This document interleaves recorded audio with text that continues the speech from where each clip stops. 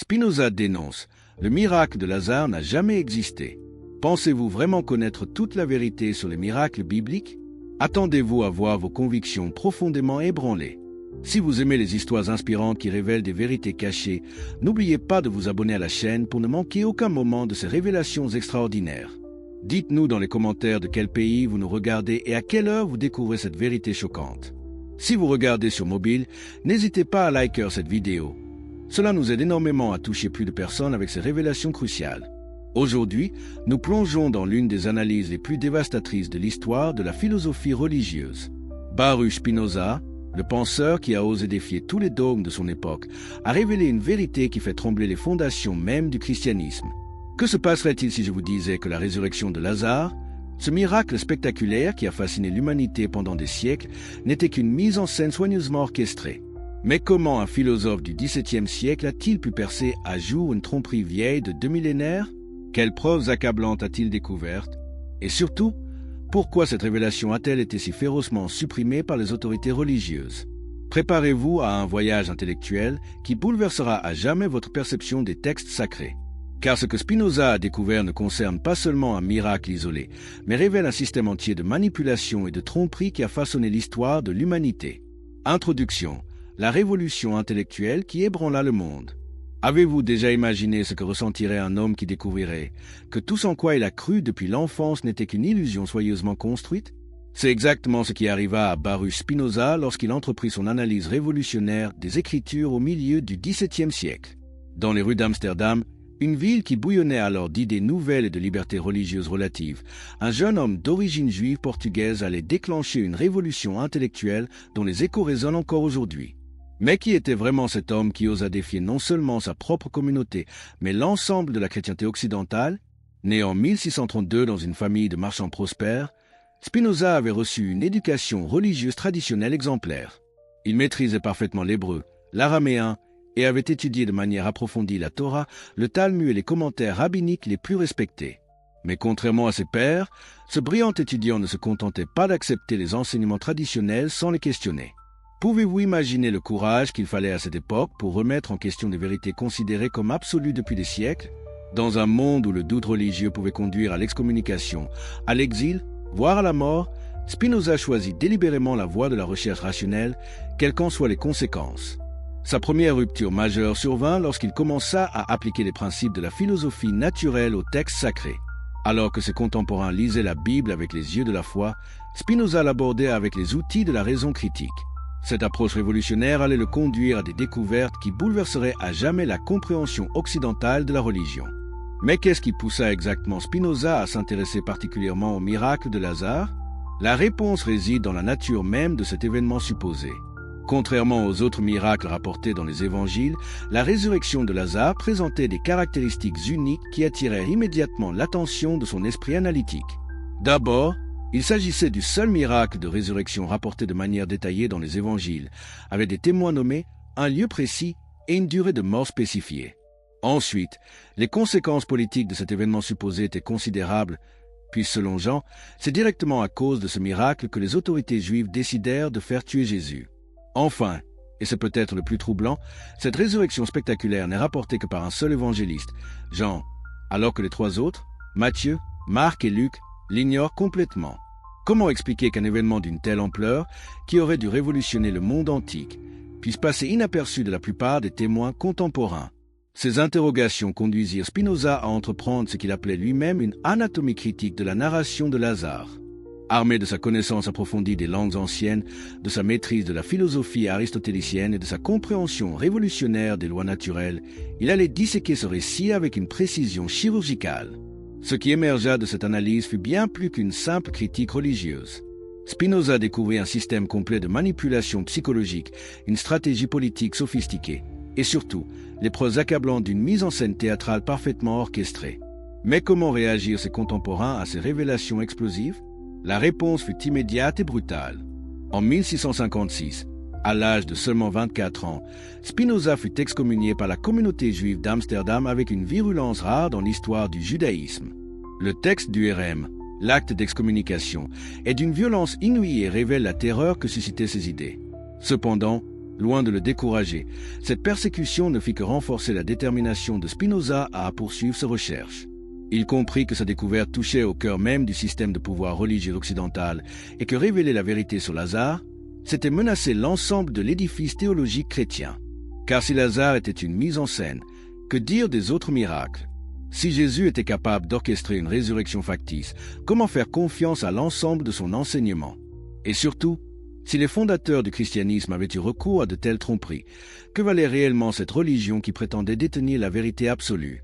Ces questions explosives allaient occuper Spinoza pendant le reste de sa vie, et leurs implications continuent de résonner dans notre monde contemporain. Car au-delà de la critique religieuse, Spinoza révéla quelque chose de fondamental sur la nature humaine elle-même. Notre tendance à accepter l'impossible lorsque cela sert nos désirs les plus profonds et notre résistance farouche à remettre en question les mythes qui donnent sang à notre existence pointent les fondations révolutionnaires de la critique spinozienne. Que faut-il pour qu'un homme ose remettre en question des vérités acceptées depuis des siècles par des millions de croyants? La réponse réside dans la méthode révolutionnaire que Spinoza développa pour analyser les textes religieux, une approche si radicale qu'elle continue de faire trembler les institutions religieuses aujourd'hui encore. Contrairement à ses prédécesseurs qui abordaient les Écritures avec révérence et foi préalable, Spinoza adopta ce qu'il appelait l'attitude du géomètre face aux textes sacrés. Tout comme Euclide construisait ses théorèmes sur des axiomes clairement définis, Spinoza établit des principes rationnels inébranlables pour évaluer la véracité des récits bibliques. Son premier axiome révolutionnaire était simple mais dévastateur. La nature suit des lois immuables et ces lois ne peuvent être violées, même par Dieu. Pourquoi cette affirmation était-elle si explosive? Parce qu'elle remettait en question le concept même de miracle tel que compris par le christianisme traditionnel. Imaginez l'impact de cette idée dans l'Europe du XVIIe siècle. Spinoza affirmait que Dieu, étant parfait, avait créé des lois naturelles parfaites dès l'origine de l'univers. Suggérer qu'il interviendrait pour les modifier revenait à dire qu'il avait commis une erreur initiale, ce qui était logiquement impossible pour un être parfait. Cette logique implacable conduisait à une conclusion révolutionnaire. Tous les prétendus miracles devaient avoir des explications naturelles, qu'elles soient connues ou non à l'époque. Et si des explications naturelles n'étaient pas possibles, alors ces événements n'avaient tout simplement jamais eu lieu. Mais Spinoza ne s'arrêta pas à ces critiques philosophiques générales. Il développa une méthode d'analyse textuelle d'une sophistication remarquable, anticipant de plusieurs siècles les techniques de la critique historique moderne. Comment procédait-il concrètement? D'abord, il examinait minutieusement le contexte historique de chaque récit. Qui étaient les témoins supposés? Quels étaient leurs intérêts politiques et économiques? Dans quelles circonstances le texte avait-il été rédigé? À qui était-il destiné? Ces questions, évidentes pour nous aujourd'hui, étaient révolutionnaires à l'époque de Spinoza. Ensuite, il comparait systématiquement les différentes versions d'un même événement. Pourquoi un miracle aussi spectaculaire que la résurrection de Lazare n'était-il mentionné que dans l'évangile de Jean? Comment expliquer que Matthieu, Marc et Luc, qui rapportent de nombreux autres miracles de Jésus, passent sous silence celui qui aurait dû être le plus impressionnant de tous? Cette analyse comparative révéla des incohérences troublantes. Si la résurrection de Lazare avait réellement eu lieu, elle aurait dû constituer la preuve la plus éclatante de la divinité de Jésus. Pourquoi alors les premiers chrétiens n'en parlaient-ils pas davantage? Pourquoi Paul, dans ses nombreuses lettres, ne fait-il jamais référence à cet événement extraordinaire?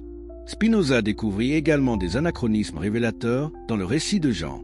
L'évangéliste utilise des termes et décrit des situations qui correspondent davantage à l'époque de la rédaction de son texte, vers la fin du 1er siècle, qu'à l'époque supposée des événements, vers l'an 30 de notre ère.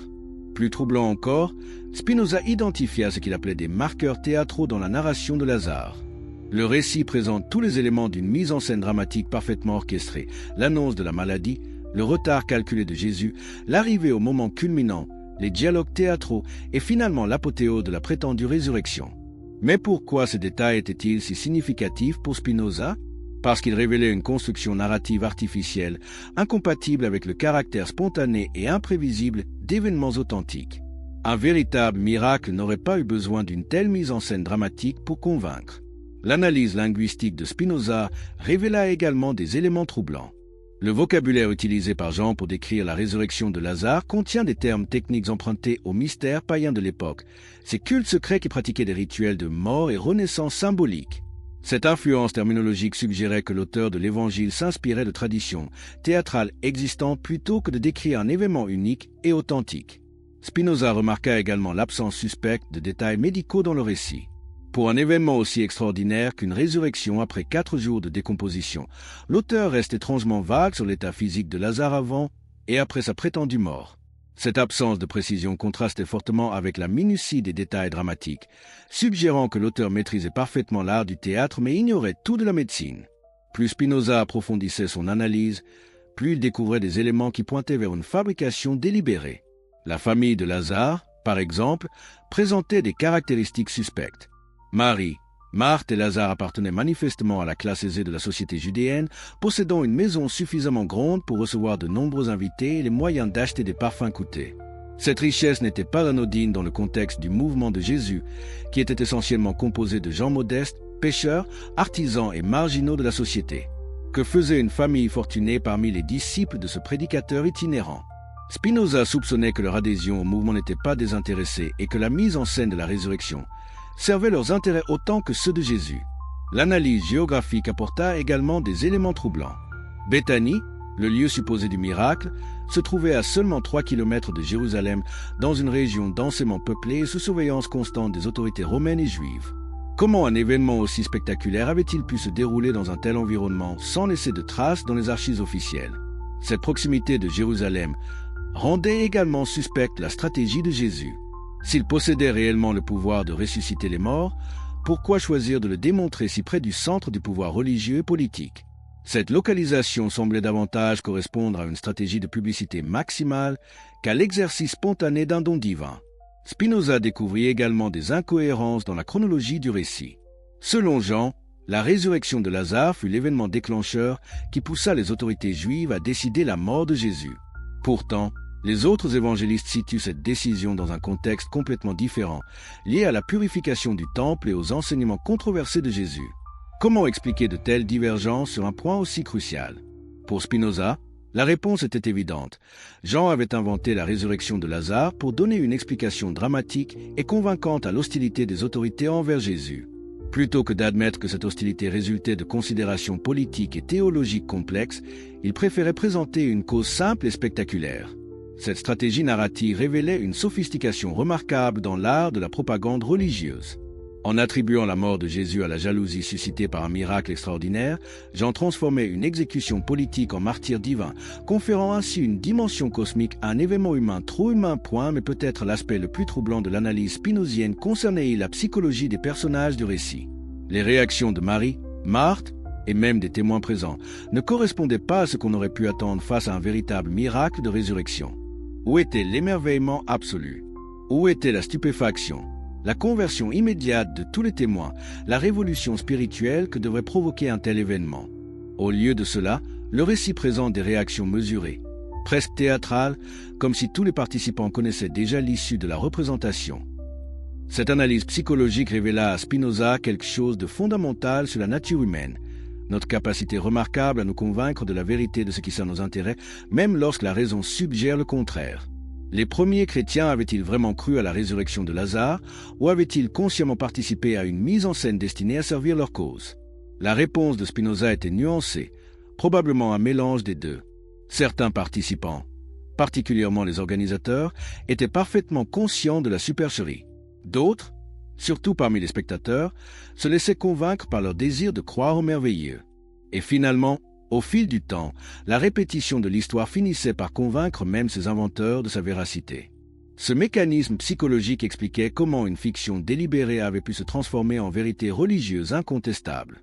Chaque génération de croyants, transmettant le récit avec une foi sincère, effaçait progressivement les traces de sa fabrication originelle. Ainsi naissent les mythes qui façonnent l'histoire humaine. L'anatomie forensique d'une supercherie millénaire. Comment peut-on prouver qu'un événement supposé s'être déroulé il y a près de 2000 ans n'a jamais eu lieu? Spinoza releva ce défi impossible en développant ce qu'on pourrait appeler aujourd'hui une véritable enquête criminalistique appliquée aux textes anciens. Ces découvertes furent si dévastatrices qu'elles ébranlèrent les fondements mêmes de la foi chrétienne. Imaginez-vous dans la position d'un enquêteur moderne face à un crime vieux de 20 siècles. Quels indices pourriez-vous encore découvrir?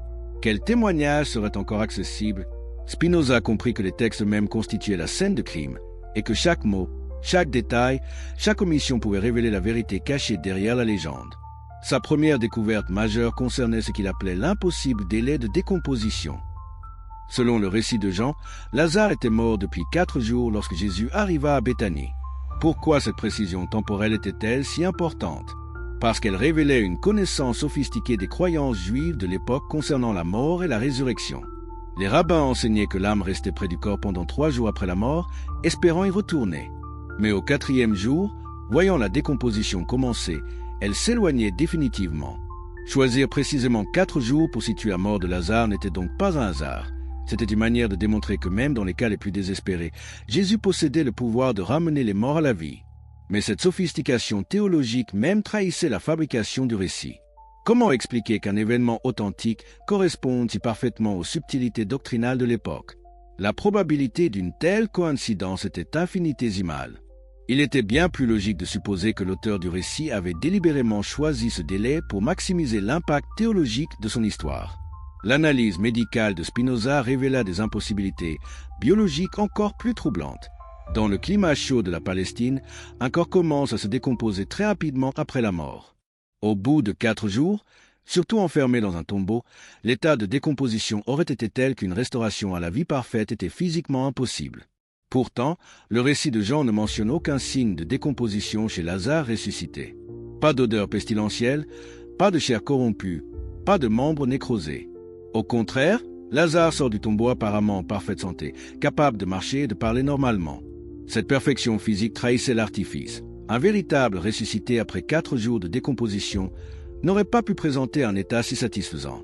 Plus troublant encore, Spinoza remarqua l'absence totale de détails sur l'état mental de Lazare après sa prétendue résurrection. Quelqu'un qui aurait vécu l'expérience de la mort pendant 4 jours n'aurait-il pas eu des révélations extraordinaires à partager? N'aurait-il pas été transformé à jamais par cette expérience unique dans l'histoire humaine? Le silence de Lazare sur son expérience post-mortem était assourdissant. Aucune description de l'au-delà, aucune révélation sur l'existence après la mort, aucun témoignage sur ce qu'il avait vécu pendant ces 4 jours cruciaux. Cette omission était d'autant plus suspecte que de telles révélations auraient constitué le témoignage le plus puissant possible en faveur de la foi chrétienne. L'analyse du comportement des témoins révéla d'autres anomalies troublantes. Comment expliquer que face à un miracle aussi stupéfiant, les réactions aient été si mesurées? Où était la conversion immédiate et massive que devrait provoquer un tel événement? Où était l'émoi qui devrait saisir toute la région? Au lieu de cela, le récit présente des réactions étrangement contrôlées. Marthe et Marie pleurent avec dignité, les témoins s'émerveillent poliment, et même les ennemis de Jésus réagissent de manière calculée plutôt qu'avec la stupéfaction qu'on attendrait. Ces comportements correspondaient davantage à ce qu'on observe lors d'une représentation théâtrale qu'à ce qu'on pourrait attendre face à un véritable miracle. Spinoza identifia également ce qu'il appelait le problème des témoins intéressés. Tous ceux qui attestent de la résurrection de Lazare étaient des proches de Jésus ou de la famille de Lazare. Aucun témoin neutre, aucun observateur indépendant, aucune autorité impartiale ne confirme l'événement. Cette absence de témoignage externe était hautement suspecte pour un événement d'une telle ampleur. Dans le monde antique, les résurrections spectaculaires attiraient généralement l'attention des autorités, des médecins, des philosophes et des historiens. Où étaient les enquêtes officielles? Où étaient les rapports médicaux? Où étaient les témoignages d'experts indépendants? Cette absence totale de documentation externe suggérait que l'événement n'avait jamais dépassé le cercle restreint des partisans de Jésus. L'analyse géopolitique apporta des éléments encore plus accablants.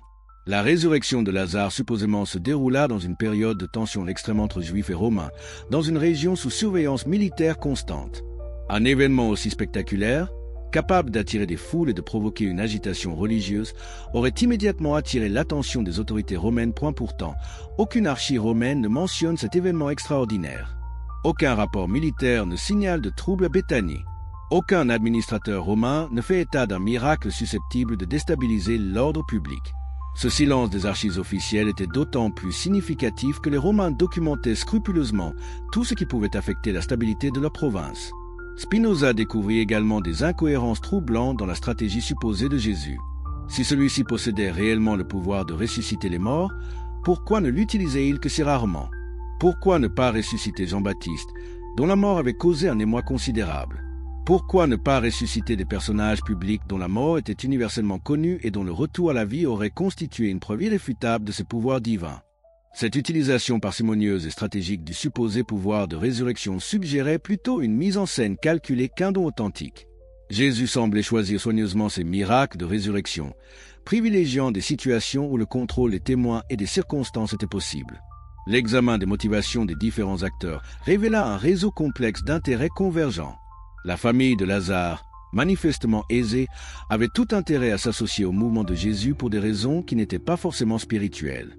Dans le contexte politique tendu de l'époque, s'allier à un leader charismatique capable de rassembler les foules constituait un investissement politique potentiellement très rentable.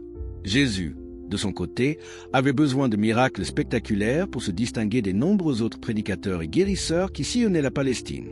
La concurrence était féroce dans le domaine religieux, et seuls les plus impressionnants parvenaient à attirer et retenir l'attention des foules. Une résurrection spectaculaire constituait le summum de la performance religieuse. Les disciples, enfin, dont l'avenir dépendait entièrement du succès du mouvement de Jésus, avaient toutes les raisons de participer activement à la mise en scène d'événements susceptibles d'accroître sa réputation. Leur survie économique et sociale dépendait de la crédibilité de leur maître. Cette convergence d'intérêts créait les conditions parfaites pour une collaboration dans l'organisation d'une résurrection factice. Chaque acteur y trouvait son compte, et tous avaient intérêt à maintenir le secret de la supercherie. Spinoza identifia également ce qu'il appelait les marqueurs techniques de la mise en scène. Le récit de Jean contient de nombreux détails qui correspondent exactement aux techniques utilisées dans les spectacles de magie et d'illusion de l'époque. La pierre qui scelle le tombeau, les bandelettes qui enveloppent le corps, l'obscurité de la grotte, tous ces éléments pouvaient faciliter une mise en scène trompeuse. Plus révélateur encore, le récit insiste sur le fait que Jésus cria d'une voix forte pour appeler Lazare. Pourquoi cette précision ? Dans les techniques d'illusion antiques, les signaux sonores étaient souvent utilisés pour coordonner les actions des complices. Ce cri pouvait très bien constituer le signal convenu pour que Lazare, dissimulé dans les profondeurs du tombeau, fasse son apparition spectaculaire. L'analyse chronologique révéla des anomalies encore plus troublantes. Selon le récit, Jésus reçoit la nouvelle de la maladie de Lazare, mais attend 2 jours avant de se rendre à Béthanie. Cette attente calculée correspondait exactement au temps nécessaire pour organiser une mise en scène complexe, préparer le tombeau, coordonner les témoins, s'assurer de la discrétion des complices. Ce délai stratégique révélait une planification minutieuse incompatible avec la spontanéité d'une intervention divine authentique. Un véritable miracle n'aurait pas eu besoin d'une telle préparation logistique. L'examen des conséquences de la résurrection apporta les preuves les plus accablantes de la supercherie.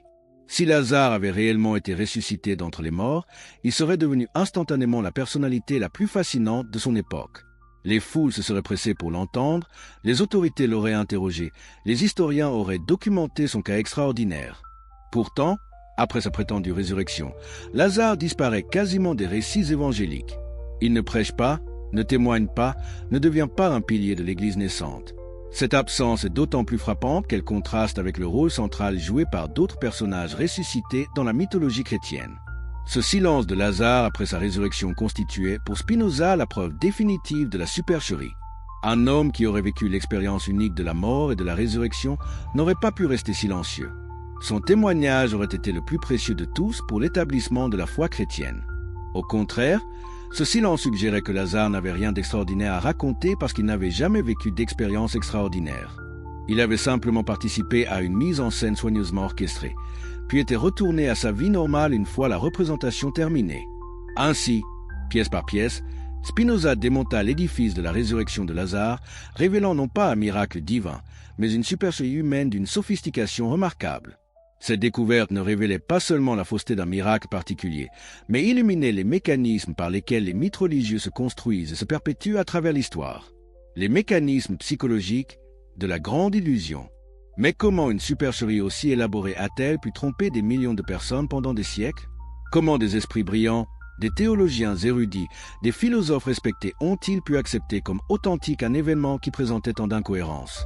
La réponse de Spinoza révèle quelque chose de profondément troublant sur la nature humaine elle-même. Avez-vous déjà observé comment nous, êtres humains, sommes capables de croire fermement à des choses qui défient la logique la plus élémentaire, pourvu qu'elles correspondent à nos désirs les plus profonds? Spinoza identifiait dans cette tendance universelle la clé pour comprendre le succès de la supercherie de Lazare. Sa première découverte concernait ce qu'il appelait l'économie psychologique de l'espoir. Face à la réalité brutale de la mortalité humaine, l'esprit humain développe des mécanismes de défense sophistiqués pour préserver sa sanité mentale. La perspective de la mort définitive étant psychologiquement insoutenable pour la plupart des individus, nous sommes naturellement disposés à accueillir avec enthousiasme toute promesse de vie éternelle, même si elle repose sur des fondations fragiles. Cette disposition psychologique crée un terrain particulièrement fertile pour l'acceptation de miracles de résurrection. Peu importe que les preuves soient insuffisantes ou que les témoignages soient suspects, le désir de croire en la possibilité de vaincre la mort était si puissant qu'il court-circuitait les mécanismes habituels de la pensée critique. Spinoza remarquait que cette vulnérabilité psychologique était particulièrement prononcée dans les moments de crise personnelle ou collective. Or, l'époque de Jésus correspondait précisément à une période de bouleversement majeur pour le peuple juif. Occupation romaine, tensions religieuses, espoirs messianiques exacerbés. Dans un tel contexte, la population était particulièrement réceptive aux promesses de salvation et aux démonstrations de pouvoir divin. L'analyse spinozienne révélait également l'importance cruciale de ce qu'il appelait l'autorité du témoignage collectif. Un individu isolé peut facilement douter de ce qu'il a vu, surtout s'il s'agit d'un événement extraordinaire. Mais lorsque plusieurs personnes affirment avoir été témoins du même miracle, la pression psychologique devient énorme pour accepter leur version des faits. Cette dynamique de groupe était particulièrement efficace dans le cas de la résurrection de Lazare. Le récit présente non pas un témoin isolé, mais toute une assemblée de personnes qui auraient assisté au miracle. Face à un tel consensus apparent, il devenait psychologiquement très difficile de maintenir son scepticisme, même si des doutes rationnels subsistaient. Mais Spinoza alla plus loin dans son analyse, identifiant les mécanismes subtils par lesquels les témoins eux-mêmes pouvaient finir par croire sincèrement à la réalité d'événements qu'ils avaient initialement contribué à mettre en scène.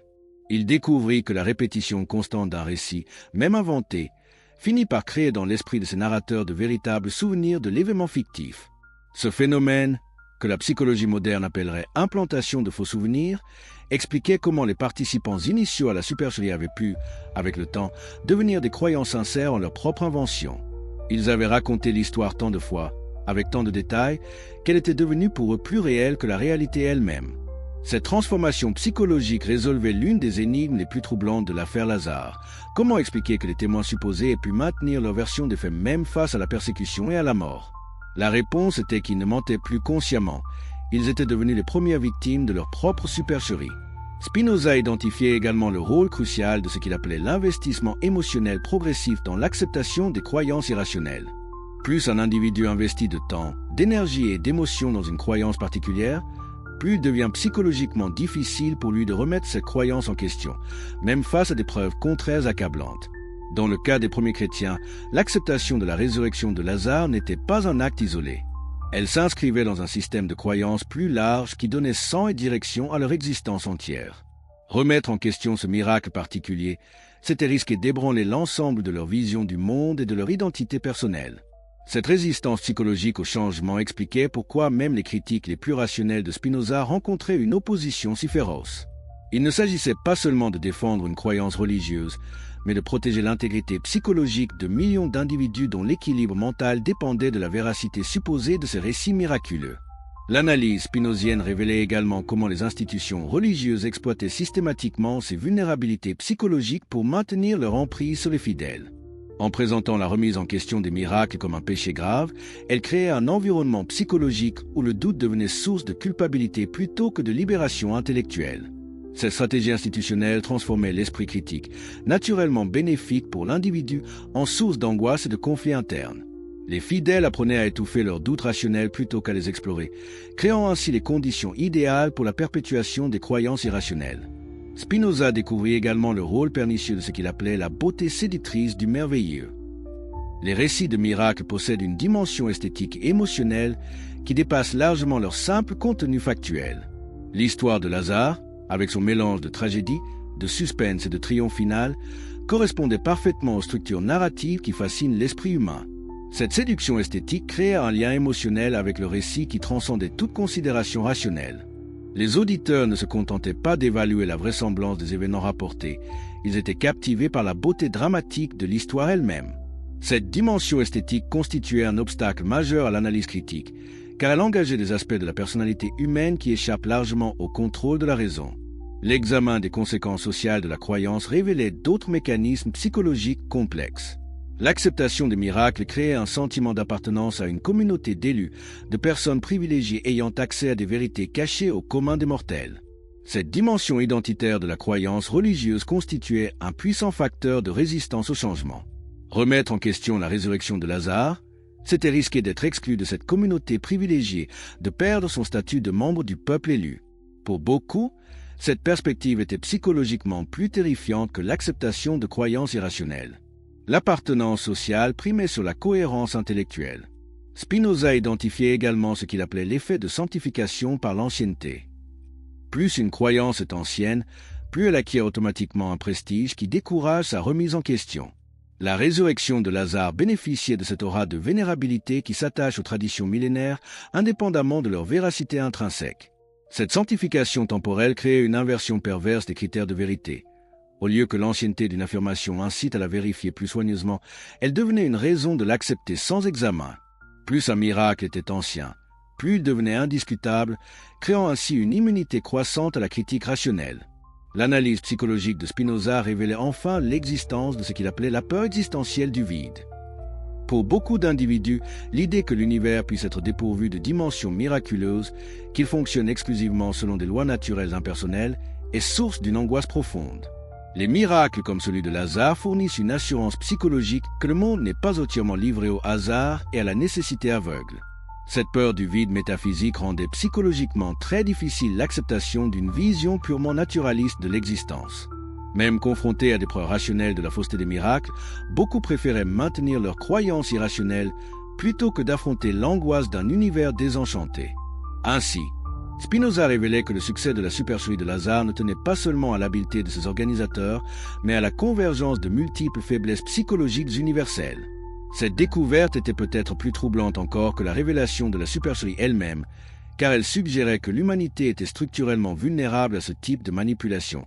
Indépendamment de son niveau d'éducation ou de sophistication intellectuelle, cette vulnérabilité psychologique universelle expliquait pourquoi les révélations de Spinoza rencontraient une résistance si acharnée, et pourquoi elles continuent aujourd'hui encore à déranger profondément ceux qui les découvrent. Car accepter la vérité sur Lazare, ce n'est pas seulement reconnaître l'existence d'une supercherie antique, c'est affronter des vérités dérangeantes sur notre propre nature psychologique et sur les mécanismes par lesquels nous construisons nos croyances les plus profondes. Dites-nous dans les commentaires. Après avoir découvert ces révélations troublantes sur les mécanismes psychologiques qui nous rendent vulnérables à la manipulation religieuse, comment votre perspective sur vos propres croyances a-t-elle évolué? De quel pays nous regardez-vous et à quelle heure découvrez-vous ces vérités qui remettent en question des siècles de certitude? Que se passerait-il si je vous révélais que l'une des plus grandes supercheries de l'histoire humaine continue d'influencer des milliards de vies aujourd'hui encore?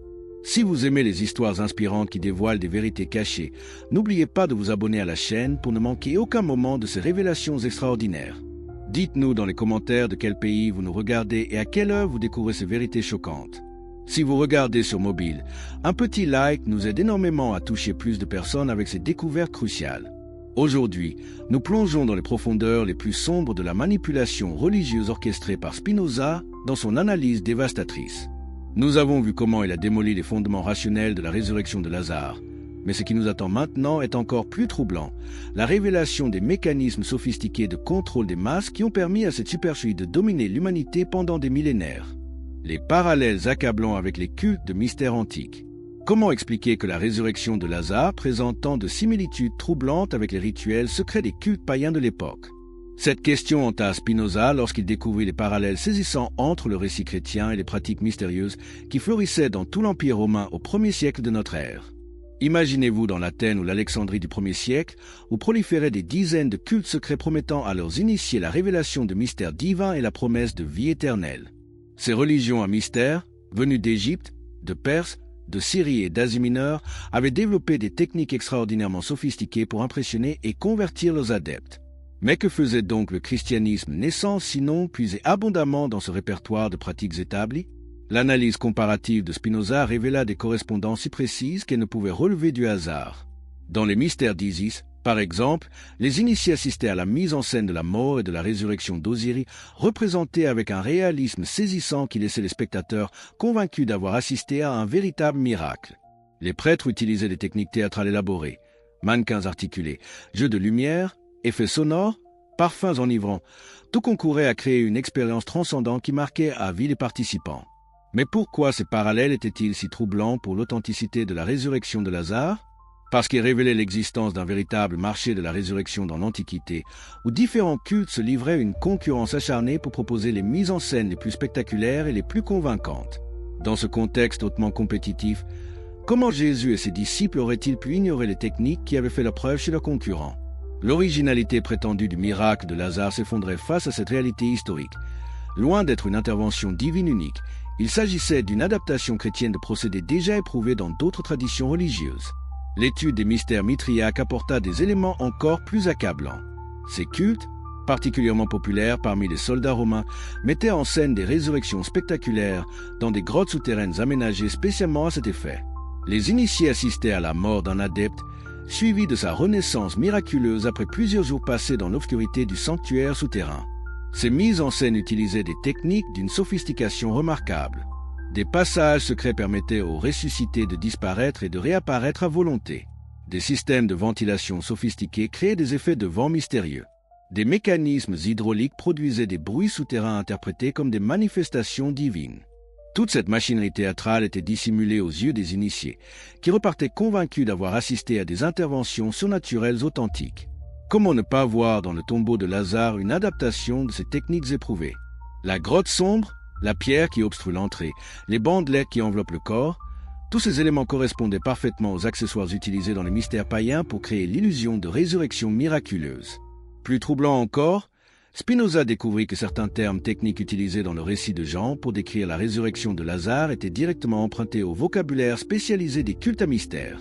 Le verbe grec utilisé pour réveiller Lazare était le même que celui employé dans les rituels d'initiation pour désigner l'éveil spirituel des néophytes après leur mort symbolique. Cette contamination terminologique ne pouvait être fortuite. Elle révélait que l'auteur de l'évangile de Jean était familiarisé avec les pratiques mystériques de son époque et qu'il s'en inspirait consciemment pour construire son récit. Loin d'être le témoin naïf d'un événement extraordinaire, il apparaissait comme un narrateur sophistiqué empruntant délibérément aux traditions théâtrales existantes. L'analyse des mystères dionysiaques apporta d'autres éléments troublants. Ces cultes, originaires de Grèce mais répandus dans tout le bassin méditerranéen, organisaient des représentations où des acteurs mouraient et ressuscitaient devant des audiences captivées. Les spectateurs, souvent sous l'influence de substances psychotropes, vivaient ces représentations avec une intensité émotionnelle extraordinaire qui gravait définitivement les événements fictifs dans leur mémoire. Ces techniques de manipulation psychologique expliquaient comment des témoins sincères pouvaient affirmer de bonne foi avoir assisté à des résurrections authentiques. Ils n'avaient pas vécu un miracle divin, mais ils avaient été victimes de manipulations sophistiquées conçues pour créer des convictions inébranlables basées sur des expériences factices. La comparaison avec les mystères égyptiens révéla des parallèles encore plus précis. Dans les temples d'Isis et Sérapis, les prêtres organisaient des résurrections publiques qui attiraient des foules considérables. Le mort était exposé pendant plusieurs jours, entouré de pleureuses professionnelles qui créaient une atmosphère de deuil authentique. Puis, au moment culminant de la cérémonie, le défunt se relevait miraculeusement sous les acclamations de l'assistance. Ces mises en scène utilisaient des drogues sophistiquées qui plongeaient le sujet dans un état cataleptique indiscernable de la mort réelle.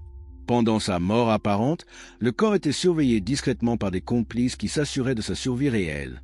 Au moment voulu, un antidote était administré, provoquant un réveil spectaculaire que les spectateurs interprétaient comme une résurrection divine. Comment ne pas reconnaître dans cette procédure un modèle possible pour la mise en scène de Lazare?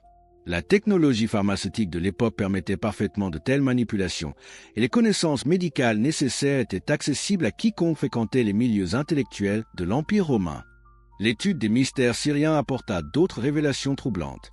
Ces cultes avaient développé des techniques particulièrement sophistiquées pour simuler la décomposition et masquer les odeurs corporelles. Ils utilisaient des parfums puissants, des onguents spéciaux et même des substituts organiques pour créer l'illusion d'un corps en décomposition avancée, tout en préservant la vie du sujet. Ces découvertes jetaient un éclairage nouveau sur les détails du récit de Lazare. L'insistance sur les parfums utilisés par Marie, les bandelettes qui enveloppent le corps, l'odeur mentionnée par Marthe, tous ces éléments prenaient une signification sinistre à la lumière des techniques mystériques connues.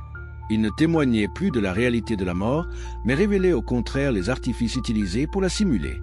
Plus Spinoza approfondissait sa recherche comparative, plus il découvrait l'existence d'un véritable réseau d'échanges techniques entre les différents cultes à mystère de l'époque. Les prêtres se rencontraient, partageaient leurs innovations, perfectionnaient ensemble leurs méthodes de manipulation des foules. Cette circulation de savoir-faire expliquait les similitudes troublantes entre des traditions religieuses apparemment indépendantes. Dans ce contexte d'émulation et d'innovation permanente, le mouvement de Jésus ne pouvait rester à l'écart des développements techniques de son époque. Pour rivaliser avec des concurrents qui maîtrisaient parfaitement l'art de la mise en scène miraculeuse, il devait nécessairement adopter des méthodes similaires. La résurrection de Lazare apparaissait ainsi non comme un miracle unique, mais comme l'adaptation chrétienne de techniques éprouvées ailleurs. L'analyse des mystères traces révéla l'existence de véritables écoles de formation pour les organisateurs de fausses résurrections. Ces institutions secrètes enseignaient aux futurs prêtres toutes les techniques nécessaires. Manipulation psychologique, pharmacologie pratique, mise en scène théâtrale, gestion des complices, contrôle des témoins. Cette professionnalisation de la supercherie religieuse expliquait la sophistication remarquable des mises en scène mystériques. Comment croire que le mouvement chrétien naissant, évoluant dans le même environnement culturel, ait pu rester imperméable à ces influences? Les disciples de Jésus, pour la plupart issus des classes populaires urbaines, avaient nécessairement été exposés au culte à mystère qui proliférait dans les villes de l'Empire. Ils connaissaient leurs méthodes, avaient peut-être même assisté à leur représentation. Cette familiarité avec les techniques mystériques ne constituait pas une accusation morale contre les premiers chrétiens, mais elle relativisait dramatiquement l'originalité prétendue de leurs propres miracles. Dans un monde où la résurrection était devenue un spectacle de divertissement religieux, comment distinguer l'authentique du factice? La comparaison avec les mystères orphiques apporta les révélations les plus troublantes. Ces cultes avaient développé une véritable science de la manipulation temporelle, organisant leur résurrection selon des calendriers sophistiqués qui maximisaient leur impact psychologique.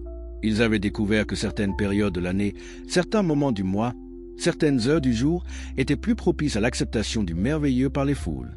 Cette connaissance approfondie des rythmes psychologiques collectifs expliquait pourquoi la résurrection de Lazare était située avec tant de précision dans le temps.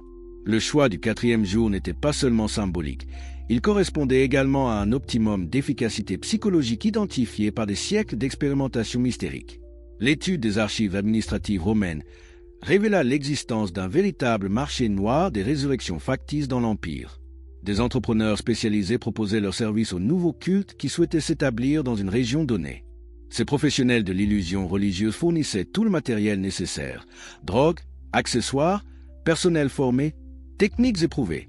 Cette commercialisation de la supercherie religieuse transformait complètement la perspective sur les miracles de l'époque. Il n'était plus des interventions divines exceptionnelles, mais des prestations de services achetées sur un marché spécialisé. La résurrection de Lazare perdait ainsi toute dimension surnaturelle pour devenir une simple transaction commerciale déguisée. L'analyse des techniques de formation des témoins révéla des méthodes d'une sophistication psychologique remarquable. Les organisateurs de fausses résurrections ne se contentaient pas de tromper des spectateurs passifs. Ils formaient activement des témoins convaincus qui deviendraient ensuite les propagateurs les plus efficaces de leur supercherie. Ces témoins étaient choisis selon des critères précis: crédibilité sociale, capacité d'influence, stabilité émotionnelle, mais aussi suggestibilité et malléabilité psychologique. Ils étaient ensuite soumis à des conditionnements subtils qui les préparaient à interpréter dans le sens voulu les événements auxquels ils allaient assister. Cette formation préparatoire expliquait l'unanimité suspecte des témoignages sur la résurrection de Lazare. Les témoins n'avaient pas découvert spontanément la même interprétation des événements. Ils avaient été préparés à adopter cette interprétation par des manipulateurs expérimentés qui connaissaient parfaitement les mécanismes de la perception humaine. La découverte de manuels techniques utilisés dans les mystères antiques apporta les preuves les plus accablantes de la sophistication de ces supercheries.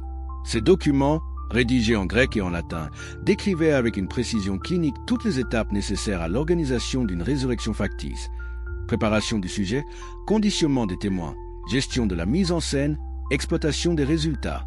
L'existence de tels manuels révélait que la fabrication de miracles était devenue une discipline à part entière, avec ses règles, ses techniques, ses perfectionnements progressifs. Cette systématisation de la tromperie religieuse rendait parfaitement plausible l'hypothèse que la résurrection de Lazare ait été organisée selon des méthodes éprouvées ailleurs. Ainsi, l'analyse comparative de Spinoza révélait que loin d'être un événement unique et surnaturel, la résurrection de Lazare s'inscrivait dans une tradition bien établie de spectacles religieux destinés à impressionner et manipuler les foules. Cette contextualisation historique ne laissait plus aucune place au mystère divin. Elle révélait au contraire les mécanismes très humains par lesquels se fabriquent les légendes religieuses. L'empire de la manipulation. Comment Rome facilitait les supercheries religieuses? Pourquoi l'Empire romain réputé pour son pragmatisme et son scepticisme envers les superstitions, a-t-il permis la prolifération de cultes frauduleux qui trompaient systématiquement ses citoyens? Cette question cruciale conduisit Spinoza à découvrir un système de complicité tacite entre le pouvoir politique et les manipulateurs religieux, révélant comment la résurrection de Lazare s'inscrivait dans une stratégie plus vaste de contrôle des populations. Loin d'être un mouvement populaire spontané luttant contre l'oppression romaine, il apparaissait comme une création au moins partiellement artificielle, soutenue et orientée par les services secrets de l'Empire pour servir leurs objectifs de pacification et de contrôle. L'étude des techniques de recrutement utilisées par les agents romains révéla des méthodes d'une sophistication psychologique remarquable. Ces hommes étaient formés à identifier les personnalités charismatiques susceptibles de devenir des leaders religieux efficaces, puis à les manipuler subtilement pour les amener à servir les intérêts impériaux tout en croyant servir une cause spirituelle supérieure. Cette manipulation de second degré était particulièrement perverse car elle transformait les victimes en complices inconscients. Les leaders religieux manipulés devenaient des propagandistes d'autant plus convaincants qu'ils croyaient sincèrement à leur mission. Cette technique expliquait l'authenticité apparente de la foi des premiers chrétiens. Ils n'étaient pas des menteurs conscients, mais des instruments manipulés par des forces qu'ils ne soupçonnaient pas.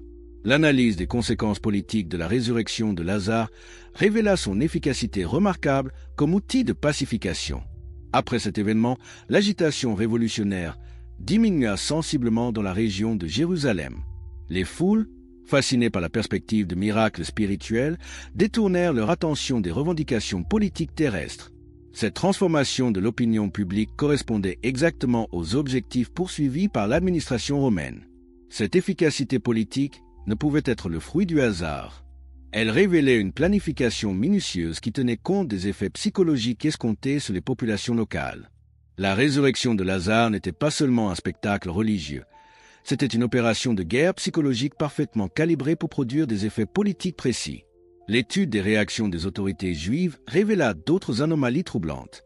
Plutôt que de dénoncer publiquement la supercherie, elles se contentèrent de complots secrets contre Jésus.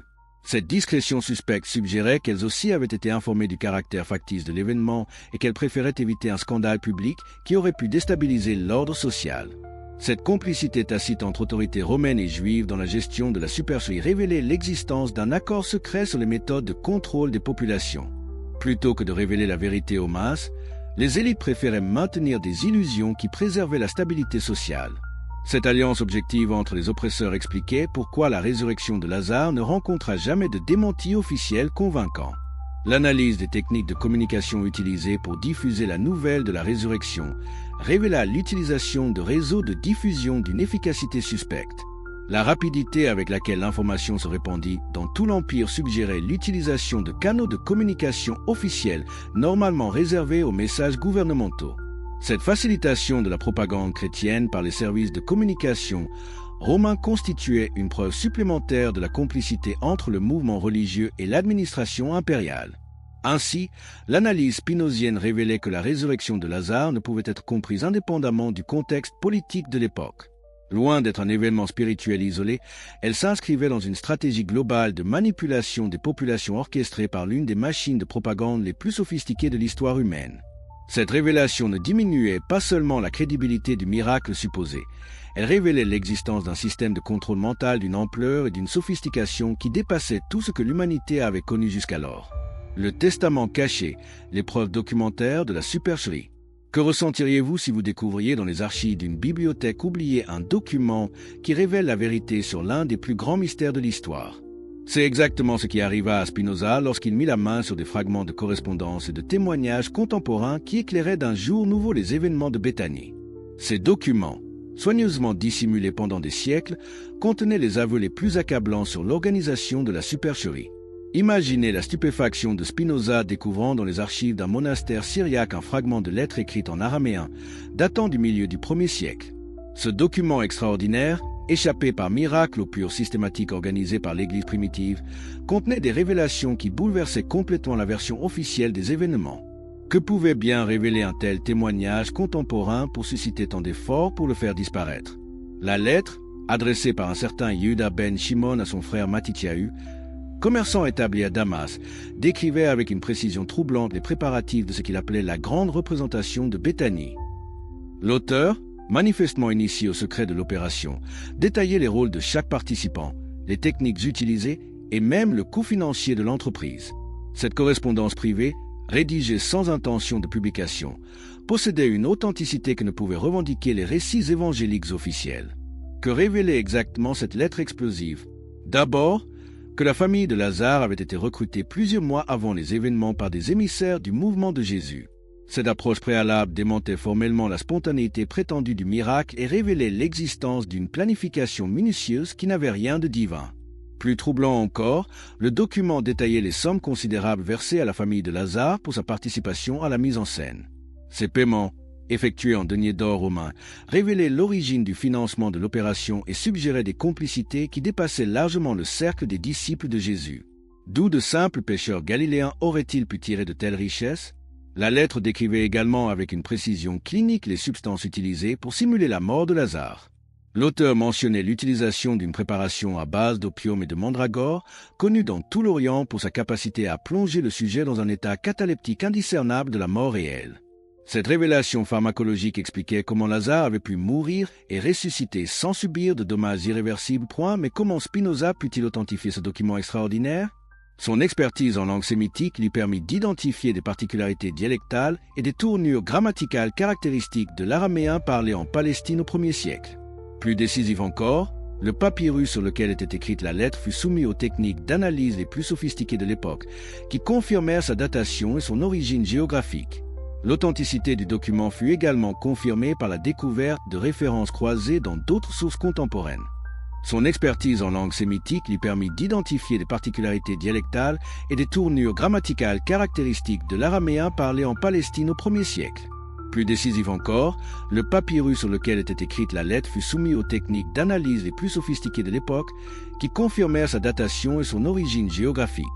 L'authenticité du document fut également confirmée par la découverte de références croisées dans d'autres sources contemporaines. Des fragments d'un journal tenu par un fonctionnaire romain stationné à Jérusalem mentionnaient des préparatifs suspects dans le village de Béthanie et notaient l'arrivée d'individus étrangers porteurs de substances non identifiées. Ces recoupements indépendants renforçaient considérablement la crédibilité du témoignage araméen. La lettre révélait également l'existence d'un véritable réseau de complicité qui s'étendait bien au-delà du cercle immédiat de Jésus. L'auteur mentionnait la participation de médecins alexandrins, spécialistes des drogues orientales, et des artisans thébains, experts dans la construction de mécanismes secrets. Cette dimension internationale de la conspiration révélait une sophistication organisationnelle incompatible avec l'image de mouvements populaires spontanés généralement associés au christianisme primitif. Plus explosif encore, le document mentionnait l'existence de répétitions préalables de la mise en scène. Selon l'auteur, Lazare avait pratiqué sa mort et sa résurrection à plusieurs reprises dans des grottes isolées, perfectionnant sa performance jusqu'à la rendre parfaitement convaincante. Cette révélation transformait complètement la nature de l'événement. Il ne s'agissait plus d'un miracle spontané, mais d'un spectacle minutieusement répété comme une pièce de théâtre.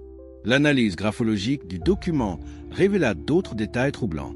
L'écriture, ferme et assurée, ne trahissait aucune émotion particulière chez le scripteur.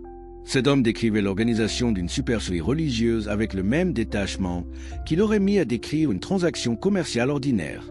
Cette banalité dans le traitement de l'extraordinaire suggérait que de telles manipulations étaient courantes à l'époque. La lettre mentionnait également l'existence d'autres documents compromettants, des contrats de participation, des reçus de paiement, des plans techniques de la mise en scène. Malheureusement, ces documents avaient été systématiquement détruits lors des premières persécutions chrétiennes, non par les autorités romaines, mais par les chrétiens eux-mêmes soucieux d'effacer les traces de leurs origines peu glorieuses. Cette autodestruction de preuves révélait que les premiers chrétiens étaient parfaitement conscients du caractère compromettant de certains aspects de leur histoire. Leur acharnement à faire disparaître les témoignages gênants constituait un aveu indirect de culpabilité qui renforçait les accusations de Spinoza. La découverte de fragments d'un journal tenu par Marie de Béthanie apporta d'autres révélations accablantes. Ce document, écrit en grec sur des tablettes de cire, décrivait les négociations préalables avec les émissaires de Jésus et révélait les motivations réelles de la famille dans cette affaire. Contrairement à l'image de disciples désintéressés présentés dans les évangiles, Marie, Marthe et Lazare apparaissaient comme des participants calculateurs qui avaient soigneusement pesé les avantages et les risques de leur collaboration. Le journal révélait également l'existence de clauses de confidentialité strictes qui liaient tous les participants. En cas de révélation de la supercherie, des sanctions terribles étaient prévues, allant de l'excommunication sociale au châtiment physique. Ces mesures drastiques expliquaient le silence prolongé des témoins et révélaient l'existence d'une véritable organisation criminelle déguisée en mouvement religieux. Plus troublant encore, le document mentionnait l'existence de répétitions générales avec un public restreint de complices triés sur le volet. Ces séances d'entraînement permettaient de tester l'efficacité de la mise en scène et d'identifier les améliorations nécessaires. Cette approche méthodique révélait un professionnalisme qui contrastait fortement avec l'amateurisme supposé des premiers chrétiens. L'analyse des fragments d'un manuel technique découvert dans les ruines d'une villa romaine près de Béthanie apporta des révélations encore plus précises sur les méthodes utilisées. Ce document, rédigé en latin par un spécialiste des spectacles religieux, détaillait toutes les étapes nécessaires à l'organisation d'une résurrection factice: préparation du sujet, aménagement du lieu, gestion des témoins, exploitation médiatique de l'événement. Ce manuel révélait l'existence d'une véritable industrie de la supercherie religieuse dans l'Empire romain. Des professionnels spécialisés vendaient leurs services aux nouveaux cultes, désireux de s'établir rapidement en impressionnant les populations locales. Cette commercialisation de la tromperie religieuse transformait complètement la perspective sur les miracles de l'époque. Il n'était plus des interventions divines exceptionnelles, mais des prestations de services achetées sur un marché spécialisé. La découverte de reçus de paiement dans les archives d'une banque babylonienne confirma l'hypothèse du financement externe de l'opération. Ces documents, échappés aux destructions systématiques grâce à leur caractère apparemment anodin, révélaient l'existence de transferts de fonds considérables entre des commanditaires mystérieux et les organisateurs de la résurrection de Lazare. L'analyse de ces flux financiers révéla un réseau de financement d'une complexité remarquable, impliquant des banquiers de plusieurs provinces de l'Empire. Cette sophistication financière était incompatible avec les moyens supposés du mouvement chrétien primitif et suggérait l'implication de forces beaucoup plus puissantes que les simples disciples d'un prédicateur itinérant. Les archives d'un médecin grec établi à Jérusalem apportèrent des confirmations médicales troublantes. Ce praticien, réputé pour son intégrité, avait consigné dans ses notes personnelles ses observations sur un cas singulier de catalepsie artificielle observé dans un village proche de la capitale. Sa description correspondait parfaitement aux circonstances de la résurrection de Lazare et confirmait l'utilisation de substances pharmacologiques sophistiquées. Le médecin mentionnait également avoir été approché par des émissaires d'un nouveau culte qui cherchaient des informations sur les techniques de simulation de la mort. Cette consultation préalable révélait que les organisateurs de la supercherie avaient pris la peine de s'informer auprès d'experts médicaux pour perfectionner leur mise en scène. La découverte de fragments d'un rapport de surveillance rédigé par les services secrets romains apporta la confirmation officielle de la nature factice de l'événement.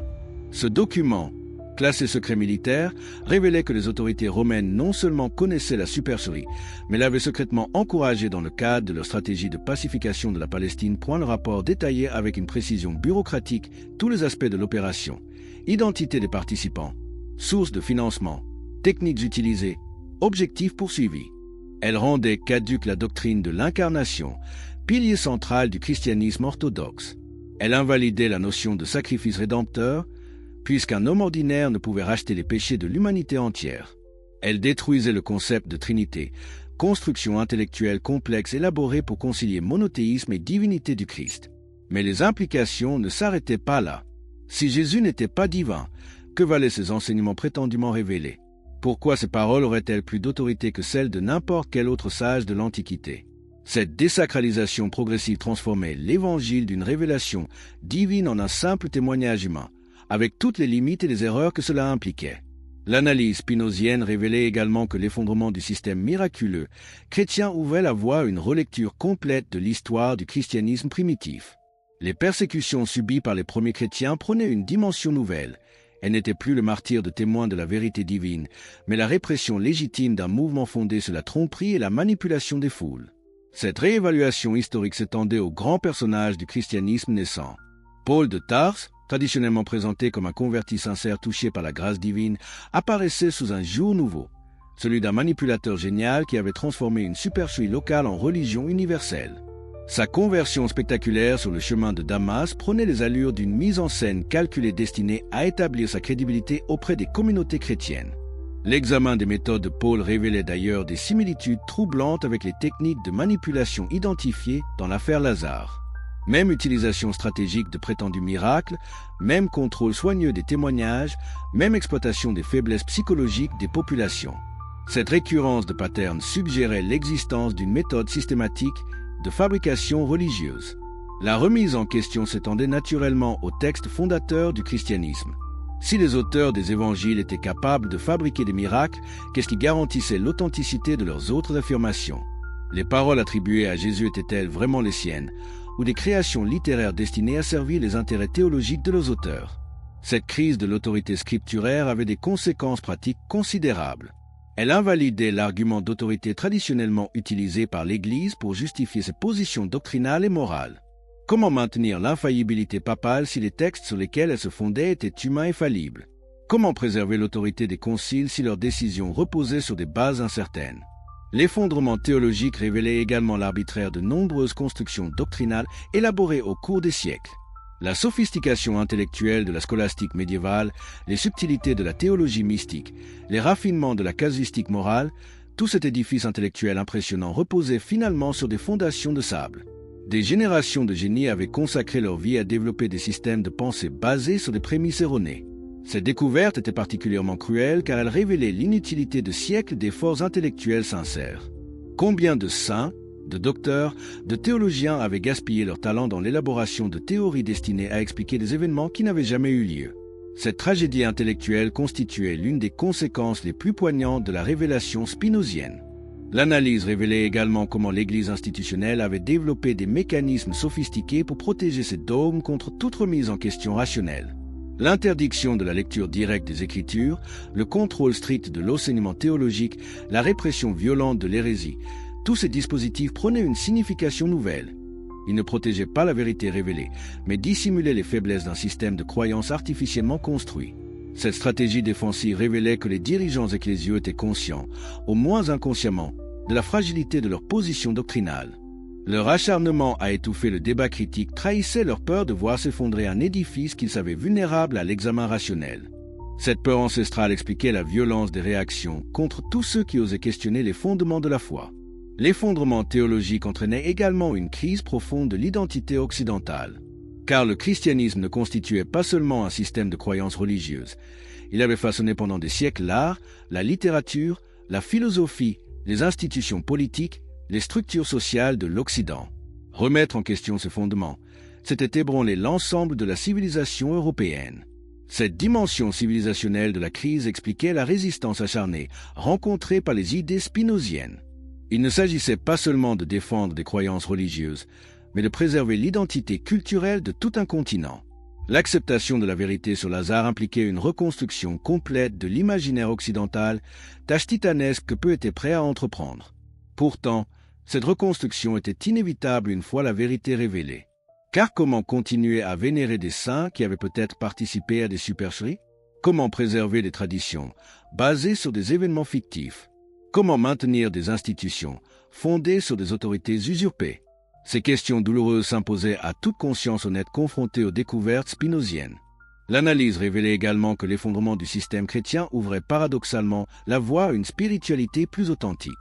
Débarrassée des artifices miraculeux et des constructions dogmatiques arbitraires, la recherche spirituelle pouvait enfin se concentrer sur l'essentiel. La compréhension de la nature humaine, l'élaboration d'une éthique rationnelle, la quête d'un sens existentiel compatible avec les lois naturelles. Cette spiritualité purifiée ne rejetait pas nécessairement toute dimension transcendante, mais la situait dans des cadres conceptuels cohérents avec la connaissance scientifique et la réflexion philosophique. Elle remplaçait la foi aveugle par la recherche éclairée, la soumission par l'autonomie intellectuelle, la peur du châtiment par l'amour de la vérité. Ainsi, l'effondrement théologique révélé par Spinoza, loin d'être purement destructeur, contenait en germe les possibilités d'un renouveau spirituel plus authentique. Il libérait l'humanité des chaînes de la superstition pour l'orienter vers une sagesse basée sur la raison et l'expérience. Cette libération, douloureuse dans l'immédiat, portait en elle les promesses d'un épanouissement spirituel supérieur à tout ce que pouvait offrir une religion fondée sur la tromperie et la manipulation. L'étude des mystères syriens apporta d'autres révélations troublantes. Ces cultes avaient développé des techniques particulièrement sophistiquées pour simuler la décomposition et masquer les odeurs corporelles. Ils utilisaient des parfums puissants, des onguents spéciaux et même des substituts organiques pour créer l'illusion d'un corps en décomposition avancée, tout en préservant la vie du sujet. Ces découvertes jetaient un éclairage nouveau sur les détails du récit de Lazare. L'insistance sur les parfums utilisés par Marie, les bandelettes qui enveloppent le corps, l'odeur mentionnée par Marthe, tous ces éléments prenaient une signification sinistre à la lumière des techniques mystériques connues. Il ne témoignait plus de la réalité de la mort, mais révélait au contraire les artifices utilisés pour la simuler. Plus Spinoza approfondissait sa recherche comparative, plus il découvrait l'existence d'un véritable réseau d'échanges techniques entre les différents cultes à mystère de l'époque. Les prêtres se rencontraient, partageaient leurs innovations, perfectionnaient ensemble leurs méthodes de manipulation des foules. Cette circulation de savoir-faire expliquait les similitudes troublantes entre des traditions religieuses apparemment indépendantes. Dans ce contexte d'émulation et d'innovation permanente, le mouvement de Jésus ne pouvait rester à l'écart des développements techniques de son époque. Pour rivaliser avec des concurrents qui maîtrisaient parfaitement l'art de la mise en scène miraculeuse, il devait nécessairement adopter des méthodes similaires. La résurrection de Lazare apparaissait ainsi non comme un miracle unique, mais comme l'adaptation chrétienne de techniques éprouvées ailleurs.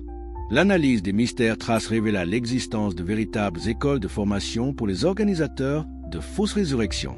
Ces institutions secrètes enseignaient aux futurs prêtres toutes les techniques nécessaires.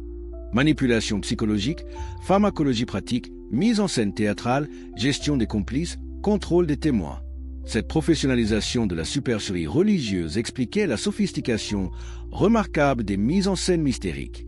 Comment croire que le mouvement chrétien naissant, évoluant dans le même environnement culturel, ait pu rester imperméable à ces influences?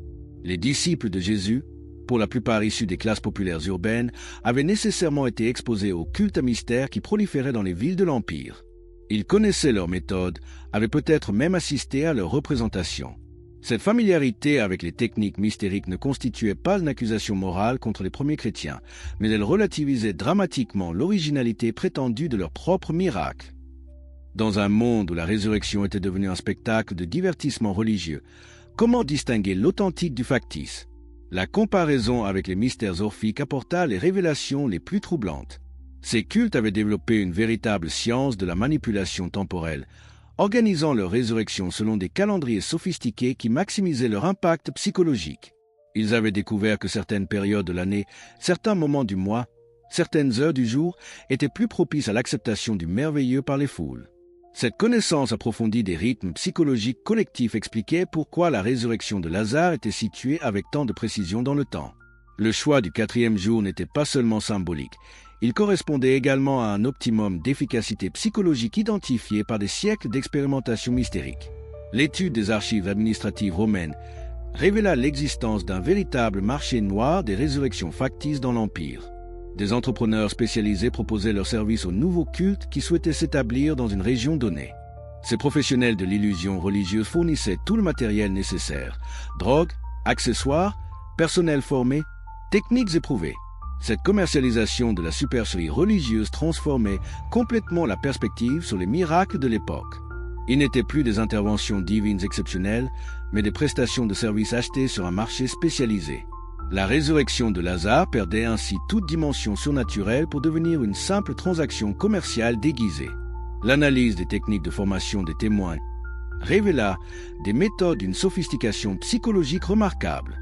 Les organisateurs de fausses résurrections ne se contentaient pas de tromper des spectateurs passifs. Ils formaient activement des témoins convaincus qui deviendraient ensuite les propagateurs les plus efficaces de leur supercherie. Ces témoins étaient choisis selon des critères précis: crédibilité sociale, capacité d'influence, stabilité émotionnelle, mais aussi suggestibilité et malléabilité psychologique. Ils étaient ensuite soumis à des conditionnements subtils qui les préparaient à interpréter dans le sens voulu les événements auxquels ils allaient assister. Cette formation préparatoire expliquait l'unanimité suspecte des témoignages sur la résurrection de Lazare. Les témoins n'avaient pas découvert spontanément la même interprétation des événements. Ils avaient été préparés à adopter cette interprétation par des manipulateurs expérimentés qui connaissaient parfaitement les mécanismes de la perception humaine. La découverte de manuels techniques utilisés dans les mystères antiques apporta les preuves les plus accablantes de la sophistication de ces supercheries. Ces documents, rédigés en grec et en latin, décrivaient avec une précision clinique toutes les étapes nécessaires à l'organisation d'une résurrection factice: préparation du sujet, conditionnement des témoins, gestion de la mise en scène, exploitation des résultats. L'existence de tels manuels révélait que la fabrication de miracles était devenue une discipline à part entière, avec ses règles, ses techniques, ses perfectionnements progressifs. Cette systématisation de la tromperie religieuse rendait parfaitement plausible l'hypothèse que la résurrection de Lazare ait été organisée selon des méthodes éprouvées ailleurs. Ainsi, L'analyse comparative de Spinoza révélait que loin d'être un événement unique et surnaturel, la résurrection de Lazare s'inscrivait dans une tradition bien établie de spectacles religieux destinés à impressionner et manipuler les foules. Cette contextualisation historique ne laissait plus aucune place au mystère divin. Elle révélait au contraire les mécanismes très humains par lesquels se fabriquent les légendes religieuses. L'empire de la manipulation. Comment Rome facilitait les supercheries religieuses? Pourquoi l'Empire romain, réputé pour son pragmatisme et son scepticisme envers les superstitions, a-t-il permis la prolifération de cultes frauduleux qui trompaient systématiquement ses citoyens? Cette question cruciale conduisit Spinoza à découvrir un système de complicité tacite entre le pouvoir politique et les manipulateurs religieux, révélant comment la résurrection de Lazare s'inscrivait dans une stratégie plus vaste de contrôle des populations. Loin d'être un mouvement populaire spontané luttant contre l'oppression romaine, il apparaissait comme une création au moins partiellement artificielle, soutenue et orientée par les services secrets de l'Empire pour servir leurs objectifs de pacification et de contrôle. L'étude des techniques de recrutement utilisées par les agents romains révéla des méthodes d'une sophistication psychologique remarquable. Ces hommes étaient formés à identifier les personnalités charismatiques susceptibles de devenir des leaders religieux efficaces, puis à les manipuler subtilement pour les amener à servir les intérêts impériaux tout en croyant servir une cause spirituelle supérieure. Cette manipulation de second degré était particulièrement perverse car elle transformait les victimes en complices inconscients. Les leaders religieux manipulés devenaient des propagandistes d'autant plus convaincants qu'ils croyaient sincèrement à leur mission. Cette technique expliquait l'authenticité apparente de la foi des premiers chrétiens. Ils n'étaient pas des menteurs conscients, mais des instruments manipulés par des forces qu'ils ne soupçonnaient pas. L'analyse des conséquences politiques de la résurrection de Lazare révéla son efficacité remarquable comme outil de pacification. Après cet événement, l'agitation révolutionnaire diminua sensiblement dans la région de Jérusalem. Les foules, fascinées par la perspective de miracles spirituels, détournèrent leur attention des revendications politiques terrestres. Cette transformation de l'opinion publique correspondait exactement aux objectifs poursuivis par l'administration romaine. Cette efficacité politique ne pouvait être le fruit du hasard. Elle révélait une planification minutieuse qui tenait compte des effets psychologiques escomptés sur les populations locales. La résurrection de Lazare n'était pas seulement un spectacle religieux. C'était une opération de guerre psychologique parfaitement calibrée pour produire des effets politiques précis. L'étude des réactions des autorités juives révéla d'autres anomalies troublantes. Plutôt que de dénoncer publiquement la supercherie, elles se contentèrent de complots secrets contre Jésus. Cette discrétion suspecte suggérait qu'elles aussi avaient été informées du caractère factice de l'événement et qu'elles préféraient éviter un scandale public qui aurait pu déstabiliser l'ordre social. Cette complicité tacite entre autorités romaines et juives dans la gestion de la supercherie révélait l'existence d'un accord secret sur les méthodes de contrôle des populations. Plutôt que de révéler la vérité aux masses, les élites préféraient maintenir des illusions qui préservaient la stabilité sociale. Cette alliance objective entre les oppresseurs expliquait pourquoi la résurrection de Lazare ne rencontra jamais de démenti officiel convaincant. L'analyse des techniques de communication utilisées pour diffuser la nouvelle de la résurrection révéla l'utilisation de réseaux de diffusion d'une efficacité suspecte. La rapidité avec laquelle l'information se répandit dans tout l'Empire suggérait l'utilisation de canaux de communication officiels normalement réservés aux messages gouvernementaux. Cette facilitation de la propagande chrétienne par les services de communication romains constituait une preuve supplémentaire de la complicité entre le mouvement religieux et l'administration impériale. Ainsi, l'analyse spinozienne révélait que la résurrection de Lazare ne pouvait être comprise indépendamment du contexte politique de l'époque. Loin d'être un événement spirituel isolé, elle s'inscrivait dans une stratégie globale de manipulation des populations orchestrée par l'une des machines de propagande les plus sophistiquées de l'histoire humaine. Cette révélation ne diminuait pas seulement la crédibilité du miracle supposé, elle révélait l'existence d'un système de contrôle mental d'une ampleur et d'une sophistication qui dépassait tout ce que l'humanité avait connu jusqu'alors. Le testament caché, les preuves documentaires de la supercherie. Que ressentiriez-vous si vous découvriez dans les archives d'une bibliothèque oubliée un document qui révèle la vérité sur l'un des plus grands mystères de l'histoire? C'est exactement ce qui arriva à Spinoza lorsqu'il mit la main sur des fragments de correspondance et de témoignages contemporains qui éclairaient d'un jour nouveau les événements de Béthanie. Ces documents, soigneusement dissimulés pendant des siècles, contenaient les aveux les plus accablants sur l'organisation de la supercherie. Imaginez la stupéfaction de Spinoza découvrant dans les archives d'un monastère syriaque un fragment de lettre écrite en araméen, datant du milieu du 1er siècle. Ce document extraordinaire échappé par miracle aux pures systématiques organisées par l'Église primitive, contenait des révélations qui bouleversaient complètement la version officielle des événements. Que pouvait bien révéler un tel témoignage contemporain pour susciter tant d'efforts pour le faire disparaître?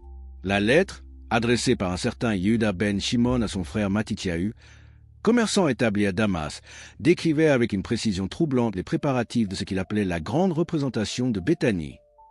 L'auteur, manifestement initié au secret de l'opération, détaillait les rôles de chaque participant, les techniques utilisées et même le coût financier de l'entreprise.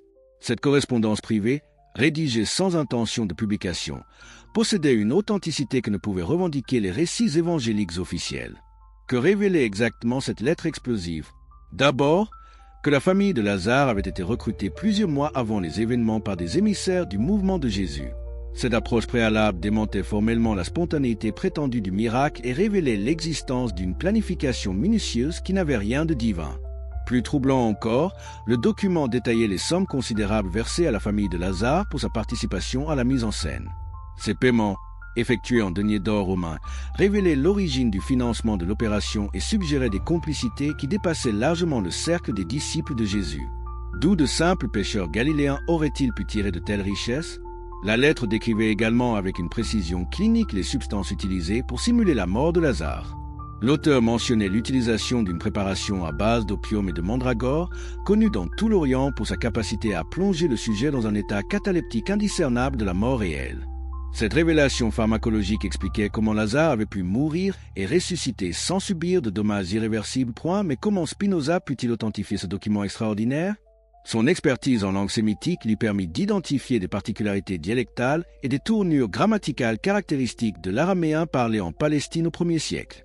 Plus décisif encore, le papyrus sur lequel était écrite la lettre fut soumis aux techniques d'analyse les plus sophistiquées de l'époque, qui confirmèrent sa datation et son origine géographique. L'authenticité du document fut également confirmée par la découverte de références croisées dans d'autres sources contemporaines. Son expertise en langue sémitique lui permit d'identifier des particularités dialectales et des tournures grammaticales caractéristiques de l'araméen parlé en Palestine au 1er siècle. Plus décisif encore, le papyrus sur lequel était écrite la lettre fut soumis aux techniques d'analyse les plus sophistiquées de l'époque, qui confirmèrent sa datation et son origine géographique. L'authenticité du document fut également confirmée par la découverte de références croisées dans d'autres sources contemporaines. Des fragments d'un journal tenu par un fonctionnaire romain stationné à Jérusalem mentionnaient des préparatifs suspects dans le village de Béthanie et notaient l'arrivée d'individus étrangers porteurs de substances non identifiées. Ces recoupements indépendants renforçaient considérablement la crédibilité du témoignage araméen. La lettre révélait également l'existence d'un véritable réseau de complicité qui s'étendait bien au-delà du cercle immédiat de Jésus. L'auteur mentionnait la participation de médecins alexandrins, spécialistes des drogues orientales, et des artisans thébaïns, experts dans la construction de mécanismes secrets. Cette dimension internationale de la conspiration révélait une sophistication organisationnelle incompatible avec l'image de mouvements populaires spontanés généralement associés au christianisme primitif. Plus explosif encore, le document mentionnait l'existence de répétitions préalables de la mise en scène. Selon l'auteur, Lazare avait pratiqué sa mort et sa résurrection à plusieurs reprises dans des grottes isolées, perfectionnant sa performance jusqu'à la rendre parfaitement convaincante. Cette révélation transformait complètement la nature de l'événement. Il ne s'agissait plus d'un miracle spontané, mais d'un spectacle minutieusement répété comme une pièce de théâtre. L'analyse graphologique du document révéla d'autres détails troublants. L'écriture, ferme et assurée, ne trahissait aucune émotion particulière chez le scripteur. Cet homme décrivait l'organisation d'une supercherie religieuse avec le même détachement qu'il aurait mis à décrire une transaction commerciale ordinaire. Cette banalité dans le traitement de l'extraordinaire suggérait que de telles manipulations étaient courantes à l'époque. La lettre mentionnait également l'existence d'autres documents compromettants, des contrats de participation, des reçus de paiement, des plans techniques de la mise en scène. Malheureusement, ces documents avaient été systématiquement détruits lors des premières persécutions chrétiennes, non par les autorités romaines, mais par les chrétiens eux-mêmes soucieux d'effacer les traces de leurs origines peu glorieuses. Cette autodestruction de preuves révélait que les premiers chrétiens étaient parfaitement conscients du caractère compromettant de certains aspects de leur histoire.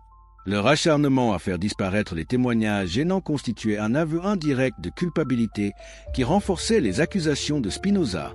La découverte de fragments d'un journal tenu par Marie de Béthanie apporta d'autres révélations accablantes. Ce document, écrit en grec sur des tablettes de cire, décrivait les négociations préalables avec les émissaires de Jésus et révélait les motivations réelles de la famille dans cette affaire. Contrairement à l'image de disciples désintéressés présentés dans les évangiles, Marie, Marthe et Lazare apparaissaient comme des participants calculateurs qui avaient soigneusement pesé les avantages et les risques de leur collaboration. Le journal révélait également l'existence de clauses de confidentialité strictes qui liaient tous les participants. En cas de révélation de la supercherie, des sanctions terribles étaient prévues, allant de l'excommunication sociale au châtiment physique. Ces mesures drastiques expliquaient le silence prolongé des témoins et révélaient l'existence d'une véritable organisation criminelle déguisée en mouvement religieux. Plus troublant encore, le document mentionnait l'existence de répétitions générales avec un public restreint de complices triés sur le volet. Ces séances d'entraînement permettaient de tester l'efficacité de la mise en scène et d'identifier les améliorations nécessaires. Cette approche méthodique révélait un professionnalisme qui contrastait fortement avec l'amateurisme supposé des premiers chrétiens. L'analyse des fragments d'un manuel technique découvert dans les ruines d'une villa romaine près de Béthanie apporta des révélations encore plus précises sur les méthodes utilisées. Ce document, rédigé en latin par un spécialiste des spectacles religieux, détaillait toutes les étapes nécessaires à l'organisation d'une résurrection factice: préparation du sujet, aménagement du lieu, gestion des témoins, exploitation médiatique de l'événement. Ce manuel révélait l'existence d'une véritable industrie de la supercherie religieuse dans l'Empire romain. Des professionnels spécialisés vendaient leurs services aux nouveaux cultes, désireux de s'établir rapidement en impressionnant les populations locales. Cette commercialisation de la tromperie religieuse transformait complètement la perspective sur les miracles de l'époque. Il n'était plus des interventions divines exceptionnelles, mais des prestations de services achetées sur un marché spécialisé. La découverte de reçus de paiement dans les archives d'une banque babylonienne confirma l'hypothèse du financement externe de l'opération. Ces documents, échappés aux destructions systématiques grâce à leur caractère apparemment anodin, révélaient l'existence de transferts de fonds considérables entre des commanditaires mystérieux et les organisateurs de la résurrection de Lazare. L'analyse de ces flux financiers révéla un réseau de financement d'une complexité remarquable impliquant des banquiers de plusieurs provinces de l'Empire. Cette sophistication financière était incompatible avec les moyens supposés du mouvement chrétien primitif et suggérait l'implication de forces beaucoup plus puissantes que les simples disciples d'un prédicateur itinérant. Les archives d'un médecin grec établi à Jérusalem apportèrent des confirmations médicales troublantes. Ce praticien, réputé pour son intégrité, avait consigné dans ses notes personnelles ses observations sur un cas singulier de catalepsie artificielle observé dans un village proche de la capitale. Sa description correspondait parfaitement aux circonstances de la résurrection de Lazare et confirmait l'utilisation de substances pharmacologiques sophistiquées. Le médecin mentionnait également avoir été approché par des émissaires d'un nouveau culte qui cherchaient des informations sur les techniques de simulation de la mort. Cette consultation préalable révélait que les organisateurs de la supercherie avaient pris la peine de s'informer auprès d'experts médicaux pour perfectionner leur mise en scène. La découverte de fragments d'un rapport de surveillance rédigé par les services secrets romains apporta la confirmation officielle de la nature factice de l'événement. Ce document, classé secret militaire, révélait que les autorités romaines non seulement connaissaient la supercherie, mais l'avaient secrètement encouragée dans le cadre de leur stratégie de pacification de la Palestine. Le rapport détaillait avec une précision bureaucratique tous les aspects de l'opération: identité des participants, sources de financement, techniques utilisées, objectifs poursuivis. Elle rendait caduque la doctrine de l'incarnation, pilier central du christianisme orthodoxe. Elle invalidait la notion de sacrifice rédempteur, puisqu'un homme ordinaire ne pouvait racheter les péchés de l'humanité entière. Elle détruisait le concept de Trinité, construction intellectuelle complexe élaborée pour concilier monothéisme et divinité du Christ. Mais les implications ne s'arrêtaient pas là. Si Jésus n'était pas divin, que valaient ses enseignements prétendument révélés? Pourquoi ces paroles auraient-elles plus d'autorité que celles de n'importe quel autre sage de l'Antiquité? Cette désacralisation progressive transformait l'Évangile d'une révélation divine en un simple témoignage humain, avec toutes les limites et les erreurs que cela impliquait. L'analyse spinozienne révélait également que l'effondrement du système miraculeux chrétien ouvrait la voie à une relecture complète de l'histoire du christianisme primitif. Les persécutions subies par les premiers chrétiens prenaient une dimension nouvelle. Elles n'étaient plus le martyre de témoins de la vérité divine, mais la répression légitime d'un mouvement fondé sur la